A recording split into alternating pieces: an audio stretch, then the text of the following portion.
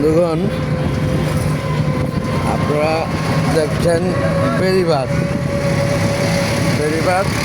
এটা সেই তুরাগ নদীর পাশ দিয়ে বয়ে চলেছে যে বেড়িবাঁধ, সেই বেড়িবাঁধটি দেখতে পাচ্ছেন আপনারা। আমরা যাচ্ছি বরাবরের ন্যায় সেই বিরুলিয়া। আমাদের যে একটি সৎ উদ্দেশ্য, পরিষ্কার মন থেকে একটি বৃদ্ধাশ্রম বানানোর প্রস্তাব ছিল, সেইখানে একটি জায়গা বানানো করেছিলাম আমরা পূর্বে, আপনারা দেখেছেন। সেই বানাকৃত জায়গাটি দেখতে প্লাস আলাপ আলোচনা করে কিছুটা আগানো যায় কিনা, আগানোর চেষ্টা। দীর্ঘদিন হয়ে গেল, এখন পর্যন্ত আমরা সেই জায়গার কোনো সুরাহা করতে পারলাম না, বা হয়নি, হচ্ছে না কেন, এরকম কিছু প্রশ্ন মনে। এবং সেই প্রশ্ন করার জন্যে আজকে যাওয়া। মিডিয়া যারা, তাদের সাথেই আজকে কথা বলবো। আপনারা দেখছেন ন্যাচারাল অফ রিয়েলিটি ব্লগ, খুবই সুন্দর লাগছে দেখতে। এটা তো লাইভ আসতেছে না, এটা তো একটা রিফ্রেশ মারতে হবে মনে হয়। আব্দুল ওসমান, এটা একটা রিফ্রেশ মারতে হবে।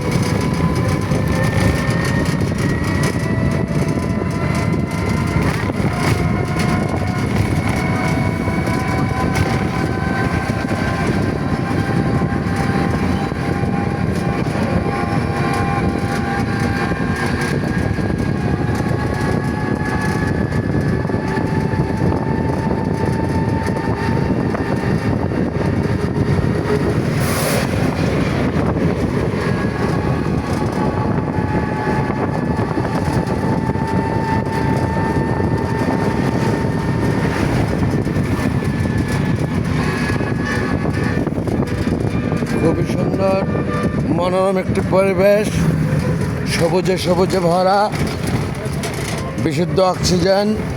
আমাদের নবীজির পছন্দ যা গ্রিনটা, সবুজ গ্রিন। এবং পাশেই বয়ে চলেছে তুরাগ নদী। আপনারা দেখতে পাচ্ছেন নদী থই পানি, সূর্য ডুবো একেবারে লাল টকটকে হয়ে আছে সূর্যটি।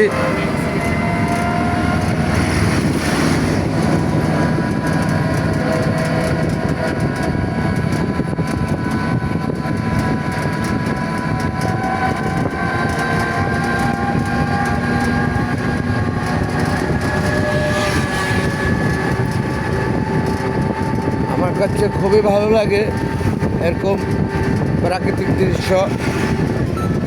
একেবারে মনে হয় যেন গ্রাম বাংলায় সেই কিশোর কালে, শিশুবেলায় যেরকম লেগেছে, সেই লাগাটা কাজ করে মনে, অর্থাৎ ভালো লাগাটা। এরকম দৃশ্যপট দেখলে, ঢাকা শহরে তো আমরা আসলে একেবারে একটা বন্দি জেলখানার মতো থাকা, চতুর্দিকে প্রাচীরে ভরা, বিল্ডিং আর বিল্ডিং, গাড়ির কালো ধোঁয়া, বিভিন্ন রকমের শব্দ ছাড়া আর কিছুই পাওয়া যায় না। বিধায় এরকম ন্যাচারাল কোনো দৃশ্য বা এরকম ঢাকার আশেপাশে গ্রাম্য ফ্লেভার যদি পাই আমি, সেটাকে আমি চিত্র ধারণ করে সবসময় রাখি। আপনাদেরকে আমি লাইভ দেখানোর চেষ্টা করছি। আসলে এমবি সব জায়গায় নেটওয়ার্ক সেইভাবে কাজ করে না, ইন্টারনেট। এটা আমারও পূর্বেরও কম বেশি জানা, বিধায় আমি ডুয়াল অপশন রাখি। আমার এমবি ফল করলে আমি তখন ক্যামেরা ওপেন করে দেই। তবে সেটার চেষ্টা চলছে, মাশাল্লাহ। দেখি শীঘ্রই হয়তো লাইভ শুরু করতে পারবো যদি আল্লাহ চাহেন। আল্লাহ চাহেন তো শীঘ্রই লাইভ শুরু করবো ইনশাল্লাহ।